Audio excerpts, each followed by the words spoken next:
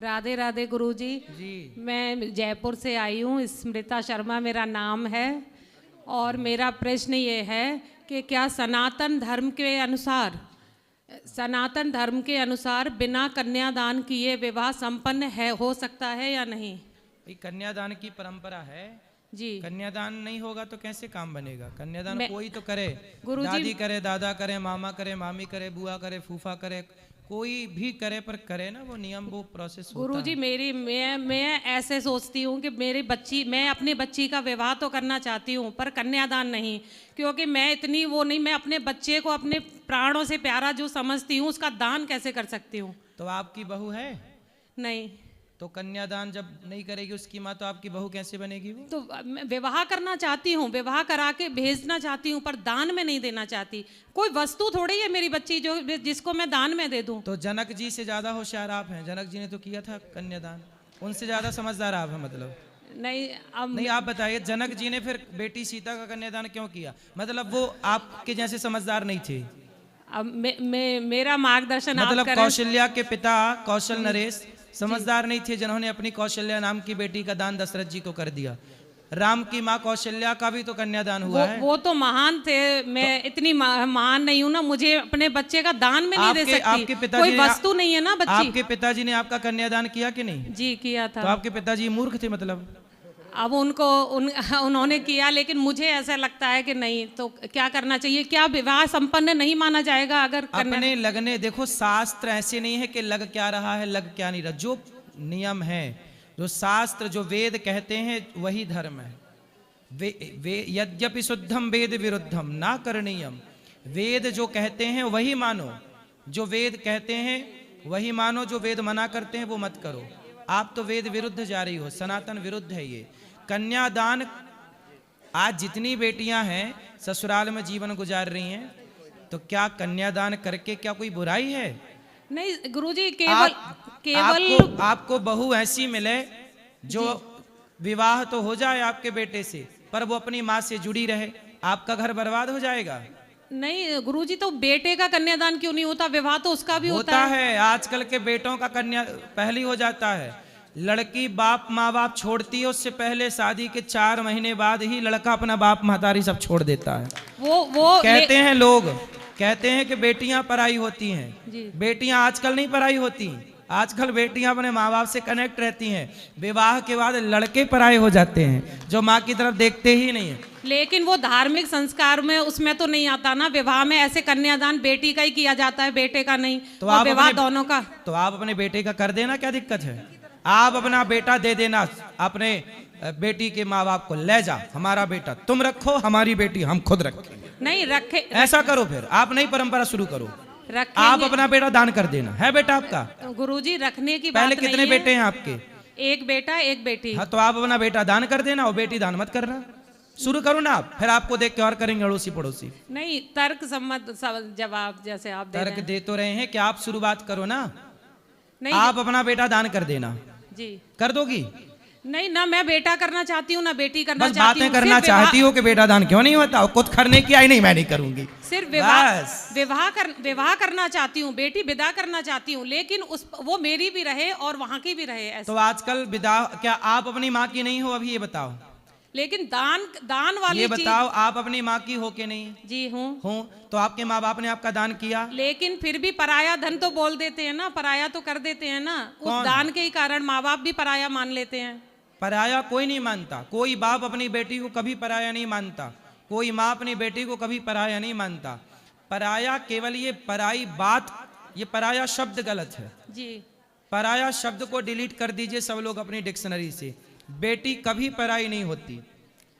मेरे मतलब बेटी कभी पराई नहीं होती। इस घर से उस घर जाना ये विधि का विधान है। इसी से संसार चलता है, इसी से व्यवस्था। ये संसार की व्यवस्था कैसे बनेगी?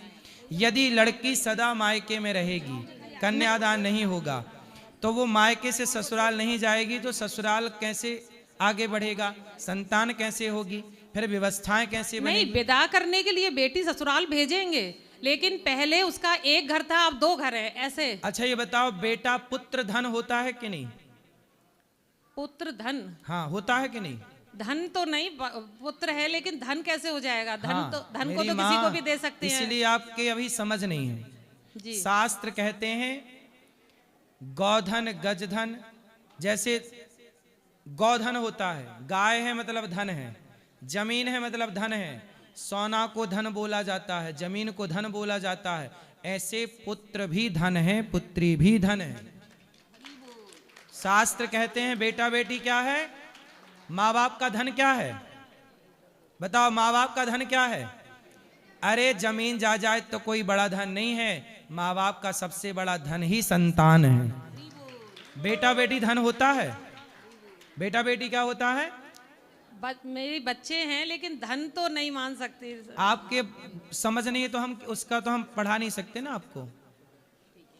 धन होते हैं, संतान को धन बोला जाता। पूछना अपने पढ़े लिखे लोगों से कि धन क्यों जी संतान को धन बोला जाता है कि नहीं? हैं? ये सब तो बोल रहे हैं, आप ही होशियार हैं बस। सारा धन एक तरफ और पुत्र धन एक तरफ, इसलिए पुत्र भी एक धन है, कन्या भी एक धन है, ये आंख भी एक धन है। पुत्र का दान नहीं करेंगे, पुत्री का कर देंगे। आप करो ना, मैं बोल तो रहा हूं अपने बेटे का दान आप करो, शुरुआत आप करो, फिर दूसरे करना स्टार्ट करेंगे। आप कर दो अपने बेटे का दान। कब कर रही हो बताओ तारीख? मैं तो विवाह दोनों का करूंगी, लेकिन मेरी इच्छा ये है कि दान ना दूं। बेटा दान नहीं करोगी? ना बेटा ना बेटी, बेटा, लेकिन बेटी को विदा करके ससुराल भेजेंगे। हाँ। ऐसे नहीं है, बेटी को भेजेंगे, सब कुछ है। हाँ। लेकिन एक दान से ऐसे लगता है ना जैसे एकदम पराया कर दिया। दान देके तो भूल पराया भूल क्यों जाते करना हैं ना। है? दान का मतलब है कि दान किया और भूल गए। आजकल तो बेटियां कन्यादान होने के बाद जाती हैं और लेके जाती हैं 5 लाख बाप का, और ससुराल से लेके आती हैं 20 लाख वापिस, तलाक सहित 20 लाख। ये आजकल तो देखो दान करने के बाद ही वापस आ जाती हैं, नहीं आ जाती। दान किया था तो वापस क्यों आ गई? तलाक क्यों हो गया? आप बताओ। वही तो गलत है, वो भी गलत है। क्या गलत है? तलाक लेना कि दान देना? नहीं, दान वस्तु का कर सकते हैं, बच्चों का कैसे करेंगे? अब देखो, शास्त्रों की बात नहीं माननी तो आप मत मानो, पर परंपरा यही है। जनक जी ने कन्यादान किया, रुक्मणी जी के पिता भगवान श्री कृष्ण का जब विवाह हुआ, उनके पिताजी आए, पूरा विधि विधान बाद में हुआ, सब कन्यादान हुआ। तो सब प्रकार की विधियां हैं, कन्यादान करना चाहिए, यही शास्त्र की परंपरा है, यही सनातन की परंपरा है।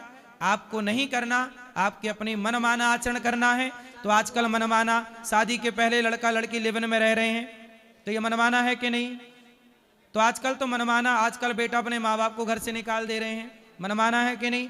जब आजकल सबको ही मनमाना करने लग गया तो आप भी कर लो मनमाना, क्या दिक्कत है? नहीं, कोई रोकेगा थोड़ा? शास्त्र के अनुसार वो विवाह संपन्न माना जाएगा या नहीं? देखो, 8 प्रकार के विवाह होते हैं। 8 प्रकार के विवाहों में सबसे श्रेष्ठ विवाह यही है कि कन्यादान हो।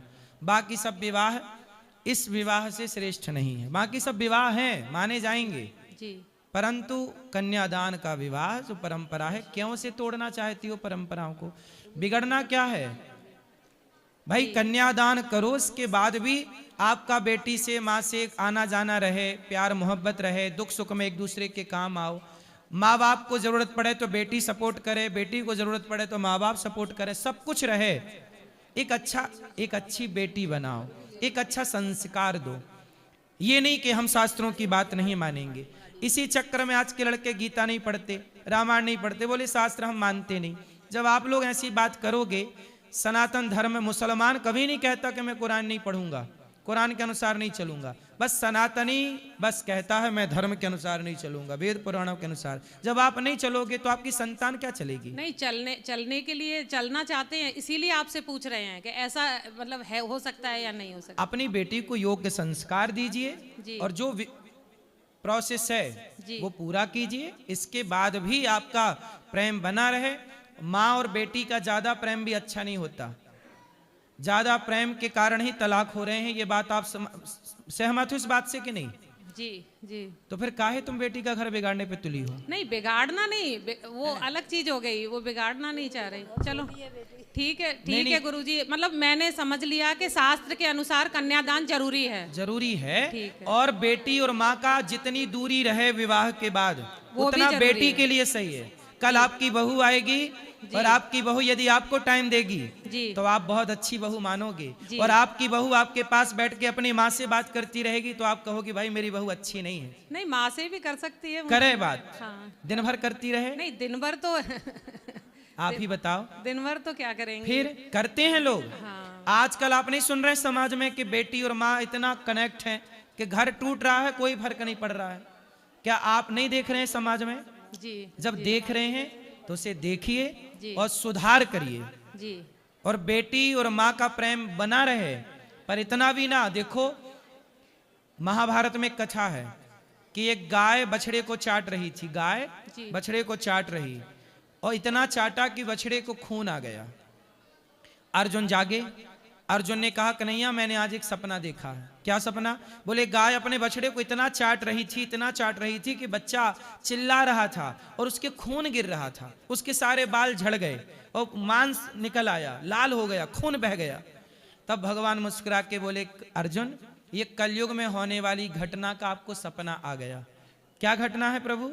तब भगवान बोले कलयुग में माता पिता अपने बच्चों से इतना प्रेम करेंगे, इतना प्रेम करेंगे कि उनका वही प्रेम उन बच्चों को बिगाड़ देगा, बर्बाद कर देगा।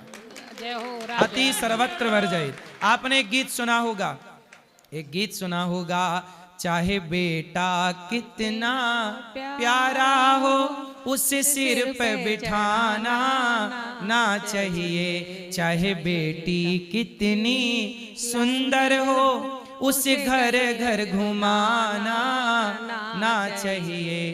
तो ये सब बातें हैं, अब आज के लोग समझते नहीं है, लेकिन हर बात के पीछे कोई अर्थ है। ठीक है, यदि कहा जा रहा है कि बेटा वहां आप जैसे कहती हो ना बेटा मोबाइल ना चलाओ, तो बच्चा कहता हमारी माँ कैसी है बताओ, मोबाइल चलाने से रोकती है। लेकिन आप समझती हो कि मोबाइल चलाना गलत है, पर बच्चा नहीं समझता। बच्चा कहता कि मेरी माँ तो दुश्मन है, मोबाइल नहीं चलाने देती, जबकि आप उसके भले के लिए बोल रही हो। ऐसे ही शास्त्र सदा भले की बात करते हैं, लेकिन कई बार हमारी अज्ञान बस समझ में नहीं आता। हमें लगता जी ये तो क्या कह रहे हैं शास्त्र वेद पुराण गुरुजन। उसी अज्ञानता को दूर करने के लिए आपके पास आए हैं। हाँ, तो अब समझ में आई बात की नहीं? जी, क्या समझ में आया बताओ? बस ये आया कि शास्त्रों के अनुसार ही अगर कन्यादान उसमें है, लिखा है, उसके द्वारा ही विवाह संपन्न होना है तो वही करना है। ठीक, राधे राधे। खुश रहिए।